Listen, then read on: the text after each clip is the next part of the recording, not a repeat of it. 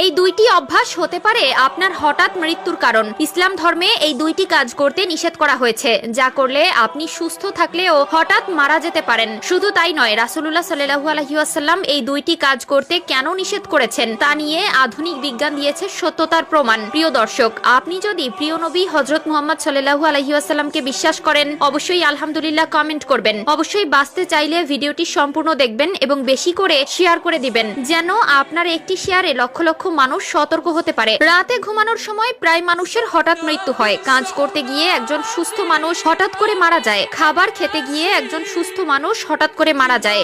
এই দুইটি অভ্যাস যাদের মধ্যে থাকবে তারা যতই সুস্থ থাকুক যে কোনো সময় মৃত্যুর মুখে পড়ে যাবে। তাই নিজেও সাবধান থাকবেন এবং অন্যকেও সাবধান করে দিবেন। কোন দুইটি অভ্যাস যা রাসূলুল্লাহ সাল্লাল্লাহু আলাইহি ওয়াসাল্লাম আমাদের ত্যাগ করতে বলেছেন তা নিয়েই থাকবে আজকের বিস্তারিত।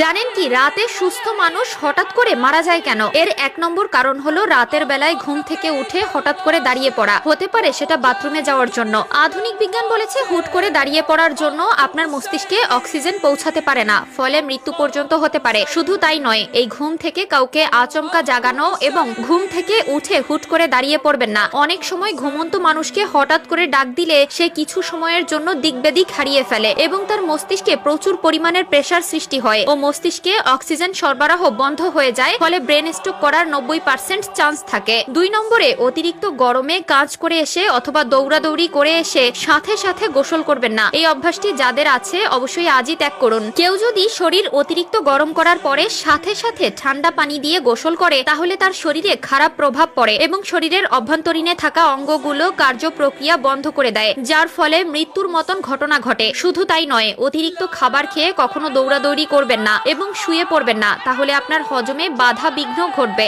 এবং আপনার অক্সিজেনের অভাব দেখা দিবে। শ্বাসকষ্ট সহ বিভিন্ন সমস্যায় পড়তে হবে। সুস্থ স্বাভাবিক একজন মানুষ অসুস্থতার বাহ্যিক কোনো লক্ষণ ছাড়াই হঠাৎ মারা গেলেন, এমনটা আমরা প্রায়ই ঘটতে দেখি। অফিসে কাজ করতে করতে কেউ মৃত্যুর কোলে ঢলে পড়ে, কেউ বা হাসপাতালে নিতেই মারা যায়। এরকম আকস্মিক মৃত্যু যে কোনো বয়সেই হতে পারে। এমনকি অনেক সময় চিকিৎসকেরাও ঠিক বুঝতে পারে না কিভাবে তার মৃত্যু ঘটেছে। বুঝতে হলে অনেক সময় ময়না তদন্ত দরকার হতে পারে। বর্তমানে এমন ঘটনা প্রায়ই ঘটছে। অল্প বয়সীদের মধ্যে বাড়ছে সাডেন অ্যাডাল্ট ডেথ সিনড্রোম বা সাডেন কার্ডিয়াক ডেথের প্রবণতা। সাধারণত 40 বছরের কম বয়সীদের মধ্যে হঠাৎ মৃত্যু ঘটলে সাডেন অ্যাডাল্ট ডেথ সিনড্রোম টার্মটি ব্যবহার করা হয়। ময়না তদন্তেও যখন মৃত্যুর কারণ জানা যায় না, কারা ঝুঁকিতে আছেন চলুন জেনে নেই। সাডেন কার্ডিয়াক ডেথ মধ্যবয়স্ক ও বয়স্কদের হওয়ার আশঙ্কা বেশি, বিশেষ করে যাদের আগে থেকেই হৃদরোগের ইতিহাস আছে তাদের আশঙ্কা বেশি। যুবকদের মধ্যেও এরকম হতে পারে, যেমন যাদের পারিবারিক ইতিহাস বা পরিবারের সদস্যদের হঠাৎ মৃত্যু,